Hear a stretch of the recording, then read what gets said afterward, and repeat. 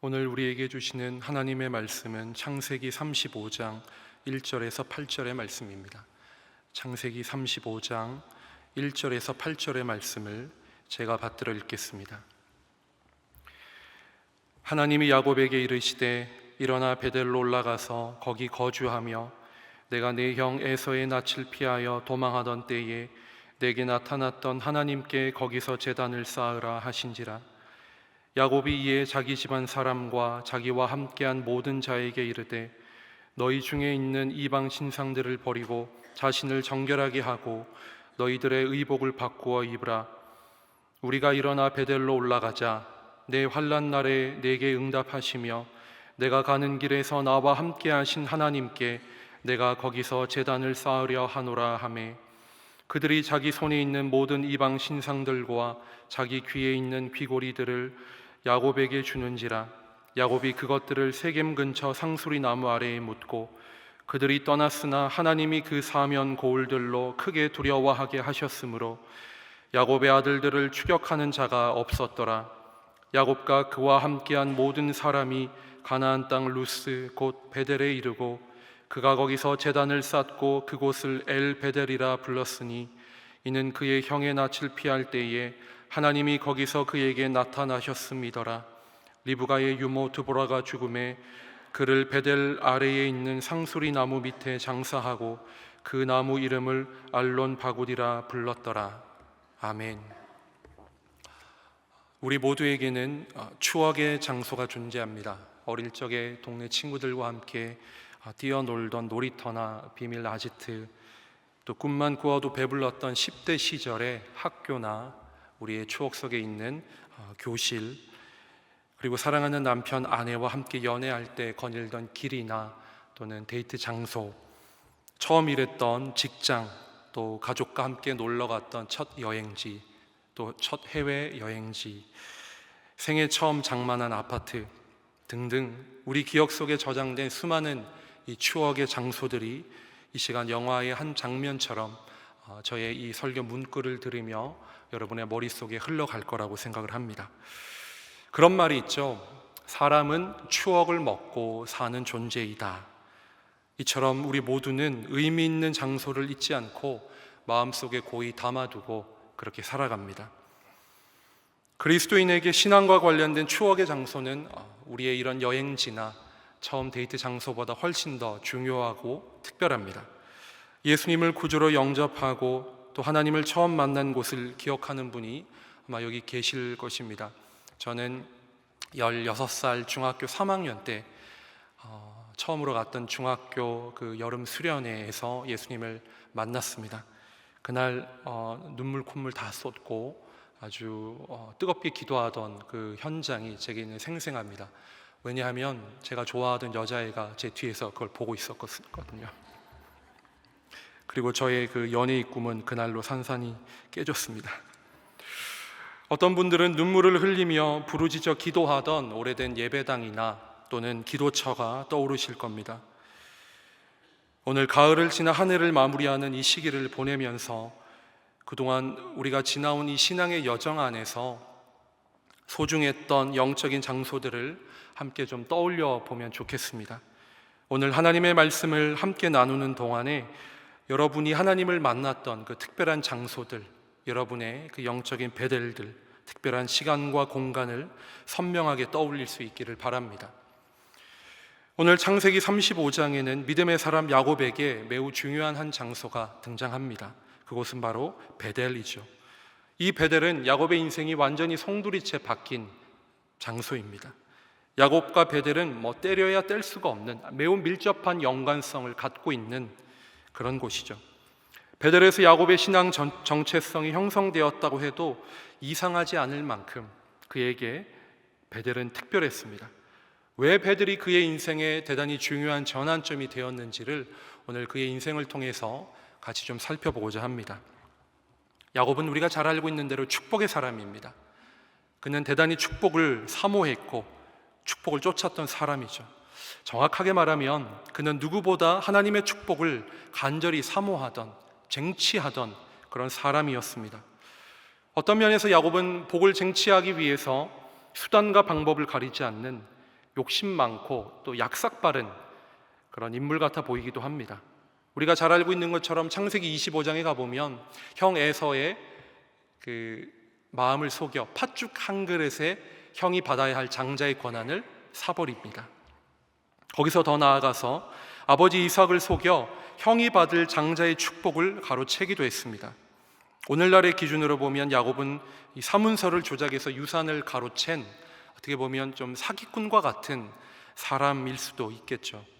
지탄을 받아도 모자르지 않은 그런 사람이었습니다. 하지만 야곱을 하나님께서는 그렇게라도 사랑하고 편애하셨다고 볼 만큼 그에게 축복을 대단히 부어주기를 원하셨습니다. 그리고 그를 하나님의 사람으로 변화시키려 했습니다. 구약의 인물 중에서 야곱만큼 이렇게 하나님의 사랑을 일방적으로 받은 사람이 있나 싶을 정도입니다. 상식적으로는 우리가 다 이해할 수 없지만 하나님은 아버지와 형을 속인 이 비열하고 대단히 이기적인 야곱을 복의 근원으로 삼으시고 그가 가는 곳마다 함께해 주셨습니다. 아브라함에서 이삭에게로 계속해서 내려왔던 그 하나님의 축복이 야곱에게 또한 흘러가게 하나님은 만드셨습니다. 하지만 하나님의 동행에도 불구하고 거짓과 술수로 이 점철된 야곱의 인생은 그렇게 평탄치는 않았습니다. 그의 얼룩진 민낯은 그의 삶 속에 여실히 드러났죠. 거짓으로 축복을 가로챈 야곱은 형 에서의 분노를 피해 외삼촌 라반의 집으로 몸을 피합니다. 창세기 27장 44절에 보면 이렇게 기록되어 있습니다. 내 형의 노가 풀리기까지 몇 날 동안 그와 라반과 함께 거주하라. 야곱의 말대로 그의 예측대로 이 몇 날 동안 우리의 생각에도 며칠 단지 에서의 화가 이삭의 화가 풀릴 정도의 시간이었다고 볼 수 있겠죠. 하지만 그 성경의 몇 날 동안은 야곱의 파란만장한 스토리를 꿰고 있는 우리가 알다시피 장장 20년의 세월로 바뀌어버리고 맙니다. 그렇게 야곱은 언제 고향으로 되돌아올지 모른 채 하란으로 도망가죠. 급히 하란을 향해 가던 중에 한 장소에서 피곤한 몸을 누여 그가 잠을 청합니다. 28장 11절입니다. 한 곳에 이르러는 해가 진지라 거기서 유숙하려고 그곳에 한 돌을 가져다가 베개로 삼고 거기 누워 자더니 안락한 집을 떠나 졸지에 길을 방랑하는 나그네가 되었던 그 야곱에게 편안한 잠자리가 준비되었을 리가 없죠. 긴장이 풀려 녹초가 된 몸을 그 딱딱하고 차가운 맨바닥에 그냥 털퍼덕하고 주저앉아 선잠을 잡니다. 그가 선잠을 잔 곳은 이름 모를 황량하고 황폐한 땅이었습니다. 야곱이 아무도 빛도 없는 그 캄캄한 어둠 속에서 별빛이 가득한 하늘을 보며 과연 무슨 생각을 했겠습니까? 그는 아마 조부 아브라함에게 주신 하나님의 약속을 떠올렸겠죠. 너의 자손이 하늘의 별과 같이 많게 하겠다. 그 아버지 이삭에게 축복을 받은 후 자신의 앞날이 창창 대로일 거라고 그는 생각했을 거예요. 하지만 그가 누워있는 곳에는 아무 일도 일어날 것 같지 않은 매우 무겁고 차가운 정막만이 가득했습니다. 그날 그가 한 꿈을 꾸기 전까지 말입니다. 그곳에서 야곱은 꿈을 꿉니다. 여러분 어젯밤 무슨 꿈을 혹시 꾸셨습니까? 저는 어젯밤 설교를 하기 전 늘 꾸는 꿈이 있습니다. 설교가 끝나고 또다시 설교를 시작하고 또 설교가 끝나고 또다시 설교를 시작하는 무한 반복의 꿈을 어제도 꿨습니다. 지난 토요일에는 제가 새벽 기도의 설교였습니다. 일어나 보니 새벽 6시인 꿈을 밤새 반복해서 꿨습니다. 야곱이 그곳에서 꾸었던 꿈은 실로 놀라운 꿈이었습니다. 하늘에서 땅으로 이어진 긴 사다리가 놓여 있고 그 사다리 위로 천사들이 오르락 내리락 왔다 갔다 하는 그런 꿈이었습니다. 그 예사롭지 않은 꿈에서 하나님께서 아브라함과 이삭에게 주신 복을 직접 야곱에게 주셨습니다. 이 축복은 야곱이 이삭에게서 말로만 전해 듣던 약속, 아브라함의 가문 대대로 흘러 내려왔던 그 하나님의 언약이었습니다. 꿈을 쫓았지만 그 꿈 때문에 쫓겨나왔던 그 야곱, 꿈의 씨앗이라고는 발견할 수 없는 그 황량하고 처절한 이름 모를 그 땅 한복판에서 야곱은 드디어 하나님을 만납니다. 아브라함과 이삭의 하나님이 이제는 야곱의 하나님이 되신 것이죠. 야곱이 하나님을 직접 만난 장소, 고난 속에서 살아계신 하나님을 눈으로 보고 귀로 들은 그곳이 바로 하나님의 집이라는 뜻의 베델이었습니다. 베델에서 하나님을 만난 야곱은 그가 베었던 그 베개를 작은 돌, 그것을 기둥으로 세우고 그 위에 기름을 붓고 서원합니다. 나중에 다시 이 베델로 돌아와 자신에게 아브라함과 이삭, 그의 선조에게 약속하신 그 아름다운 복을 하나님께 다시 돌려드리며 주님 앞에 예배하겠다고 말입니다. 야곱이 조상의 하나님을 자신의 하나님으로 만난 이 베델과 같은 임재의 장소가 여기서 예배하는 여러분 모두에게 존재할 것입니다. 예수를 오래 믿었든 믿지 않았든, 세례를 받았든 입교를 했든, 나이가 많든 적든, 성도이든 직분자이든, 뜨거운 영적인 체험이 있든지 없든지 그것과는 상관없이 예수 그리스도를 구주로 영접하여 믿는 우리와 같은 신앙인 모두라면 그러한 영적인 베델은 존재해야 합니다. 어떤 사람에게는 홀로 기도하는 아주 작은 골방일 수 있겠죠. 또 어떤 분에게는 성경을 묵상하던 작은 카페가 될 수도 있겠습니다. 또 일하며 틈틈이 기도하던 직장, 또 어떤 분에게는 문제 해결을 위해 뜨겁게 눈물로 부르짖어 기도하던 기도원, 학생들에게는 기도하고 공부하는, 지금도 수능을 위해 공부하고 있을 그 책상, 또 가정주부에게는 말씀을 보고 기도했던 그 아주 평범한 식탁일 수 있겠습니다. 많은 이들에게 교회의 예배실이나 기도실이 곧 베델일 겁니다. 그리고 지금 우리가 예배하고 있는 이곳, 우리 소망교회의 예배당 역시 그러한 베델입니다. 라반의 집에서 고된 삶을 살았던 야곱은 처음 하나님을 만나 서원했던 자신의 베델을 오랫동안 잊고 살았습니다. 우리들처럼 아마 먹고 살기가 바빴겠죠. 20년 전에 아무것도 없이 도망 나왔을 때와 비교를 해보면 그는 이제는 많은 것을 가진 매우 여유롭고 풍요로운 삶을 사는 사람이었습니다. 대가족을 이루었고 재산도 늘었습니다. 원수 같았던 에서와의 화해도 드디어 이루었습니다. 표면적으로 보면 모든 것이 안정되어 있고 편안하고 안락한 그런 상황이었습니다. 그런데 윤택감과 편안함이 더해갈수록 야곱은 하나님을 만난 베델을 점점 더 잊어버리고 있었습니다. 우리도 마찬가지입니다.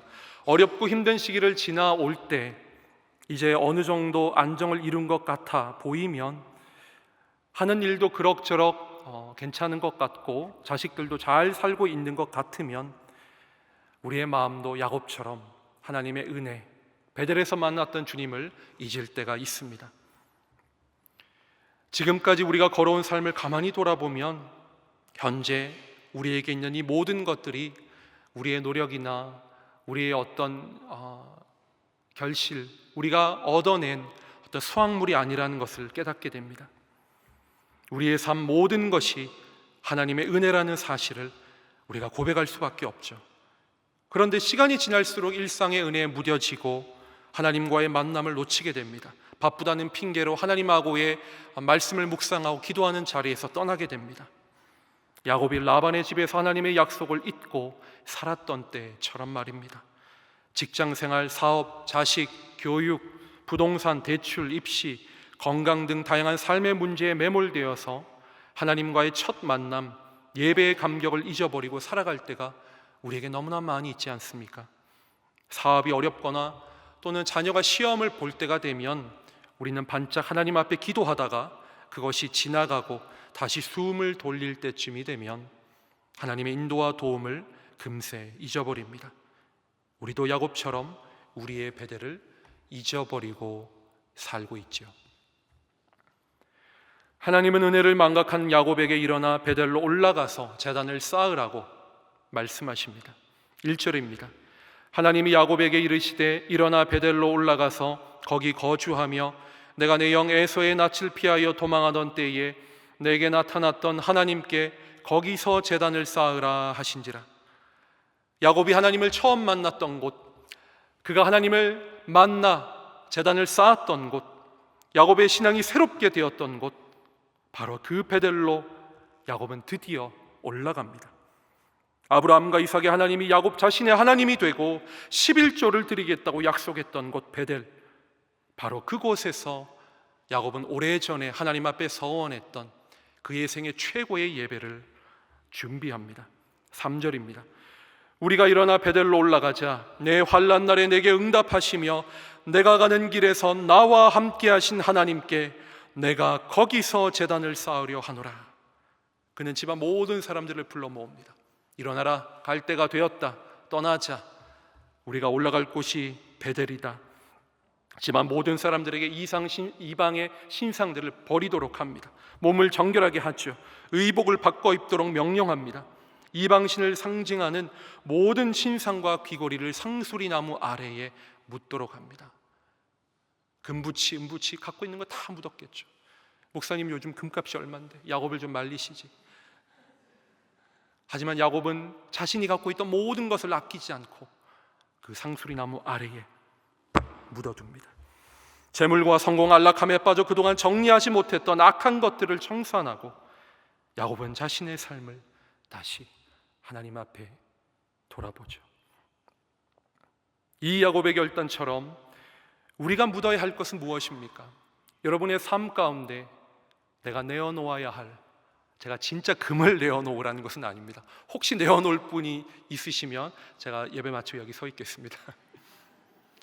우리가 말하는 건 금이 아니죠. 하나님 앞에 우리가 하나님보다 더 사랑하는 것, 우리의 마음을 하나님을 쫓지 못하도록 하는 세속적인 것들, 야망, 죄악, 물질, 어떤 것이든 하나님을 앞서는 모든 것일 것입니다. 주님은 지금 우리에게 동일하게 말씀하고 있습니다. 오랫동안 마음에 쌓아두었던 그것을 찾아 십자가 아래에 모두 묻으라. 하나님의 말씀에 순종할 때 우리는 하나님을 처음 만났을 때의 순수함과 신앙의 열정을 회복할 수 있습니다.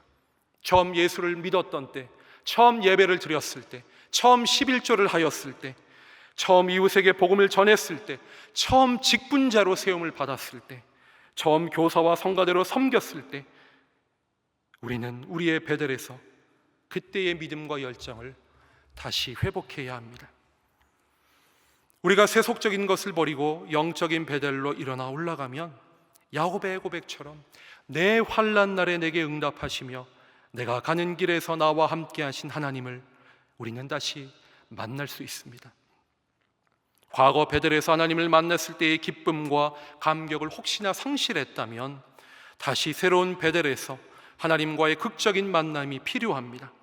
어려운 상황에 놓여있던 야곱의 기도를 들어주셨고 험한 세월을 보내는 동안 단 한 번도 그를 떠난 적이 없으셨던 하나님, 아브라함과 이삭과 야곱의 하나님, 바로 그 하나님이 바로 저의 하나님, 또 여러분의 하나님, 우리 모두의 하나님이십니다. 그러므로 우리는 다시 베델로 올라가야 합니다. 그렇게 야곱은 다시 그곳으로 올라갑니다. 오랜 시간이 흘렀습니다. 아무것도 없던 청년 야곱은 이제 나이가 꽤 제법 들어 많은 것을 가졌죠. 야곱의 상황은 많이 달라졌지만 베델의 하나님은 결코 달라지지 않았습니다. 그때나 지금이나 하나님은 여전히 야곱과 동행하시는 전능하신 하나님이셨습니다. 베델에서 처음 야곱을 만나 주셨던 하나님께서는 다시 그곳에서 야곱의 새로운 이름 이스라엘을 상기시켜 주시고 아브라함과 이삭이 받았던 축복을 야곱에게 확증해 주셨습니다. 그리고 야곱은 베델에서 또 한 번 돌기둥을 세우고 그곳에서 그가 준비한 최고의 예배를 하나님께 드립니다. 그런데 우리가 여기서 이제 주목할 부분은 야곱이 받았던 축복의 내용이 아닙니다. 많은 사람들은 야곱이 받을 복, 아브라함과 이삭에게 그의 자자손손 대대로 물려줄 그 복에 집중을 하죠. 생육하고 번성하며 땅을 얻는 데 초점을 맞춥니다. 하지만 진짜 중요한 것은 그런 것들이 아닙니다. 우리가 붙들어야 할 핵심은 바로 야곱의 하나님, 우리의 하나님이 시간이 지나고 환경이 달라져도 결코 변하지 않는 신실한 분이라는 사실입니다. 우리는 변하고 시간은 흐르며 상황은 나빠지고 세상은 변질됩니다. 하지만 우리를 향하신 하나님의 약속은 영원히 변하지 않습니다. 20년 전에 야곱에게 주셨던 그 약속을 하나님은 영원히 유효하도록 만드시는 분이십니다. 아무것도 없던 우리를 부르시고 여기까지 인도하고 동행하신 하나님께서 우리를 다시 베델로 올라가라 말씀하십니다. 그렇기에 우리는 계속해서 새로운 베델로 올라가야 합니다.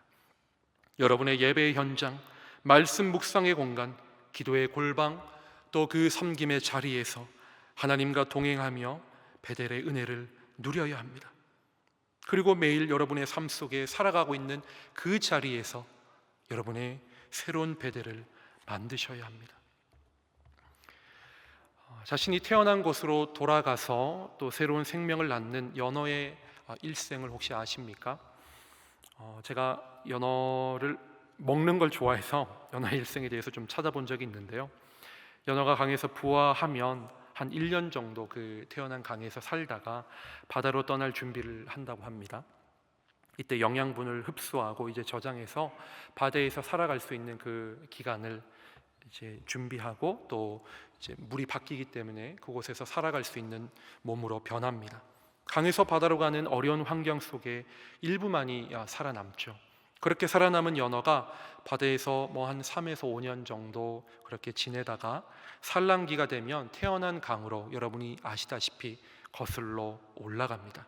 짧게는 몇천 킬로미터에서 한 2만여 킬로미터까지 되는 그런 긴 먼 거리를 몇 달에 걸쳐서 이동을 한대요. 이렇게 바다에서 강으로 올라온 아주 소수의 연어가 태어난 산란 장소까지 계속해서 올라가고 헤엄만 칩니다. 거센 물살을 거슬러 오르고 또 높은 폭포를 뛰어 오르기도 합니다. 그동안에 새나 또 곰과 같은 짐승에게 잡아먹히기도 하죠.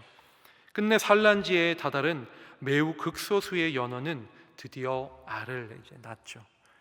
그리고 일주일 안에 보통 죽는다고 합니다. 그렇게 돌아온 그곳에서 새로운 생명이 태어나고 다시 위대한 여정이 새롭게 시작됩니다. 이 연어의 일생에서 우리가 얻을 수 있는 교훈처럼 우리도 일어나 올라가야 할 그곳이 있습니다. 바로 우리의 영적인 베델이죠. 우리의 삶이 고난이라는 거센 물결로 인해 힘들고 또 고통스러울 수 있습니다. 때로는 새까맣게 잊어버릴 만큼 바쁘고 피곤할 때도 있죠. 하지만 우리에게도 반드시 다시 올라가야 할 곳, 다시 회복해야 할 임재의 자리가 있습니다. 우리 인생의 위기와 절망의 순간마다 하나님께서는 우리와 항상 동행하셨고 우리에게 힘을 주셨고 언약을 상기시키셨습니다. 사랑하는 소망의 성도 여러분, 우리가 다시 일어나 올라가야 할 베델은 어디입니까? 우리의 삶을 돌아보면 어린 시절부터 그러한 베델이 참 많이 있었을 거예요. 저에게도 그러한 베델이 있습니다. 제가 기도하던 작은 소예배실의 그 앞자리, 모두에게는 그러한 베델이 존재합니다. 하지만 긴 시간이 흘렀기에 각 시기마다 존재했던 베델로 우리가 그렇게 올라갈 수는 없죠. 여러분이 무슨 추억 감성 여행을 하며 여러분이 어린 시절부터 지금까지 왔었던 베델을 다 돌아다닐 수는 현실적으로 없습니다. 그렇다면 우리가 어떻게 해야 할까요? 우리는 우리가 몸담고 있는 이곳 새로운 베델에서 돌을 쌓고 기둥을 세우며 하나님의 그 언약을 기억하며 예배해야 하죠. 성경에서 말하는 베델은 결국은 어떤 건물이나 특정 주소를 의미하는 것이 아닙니다. 우리를 만나주시는 하나님의 임재의 현장, 하나님이 함께 하시는 곳, 그곳이 바로 베델입니다. 요한복음 4장에서 예수님께서는 사마리아 여인에게 이렇게 말씀하셨던, 이 산에서도 말고 저 산에서도 말고 하나님 앞에 너희가 예배할 때가 이를 것이다 말씀하셨습니다.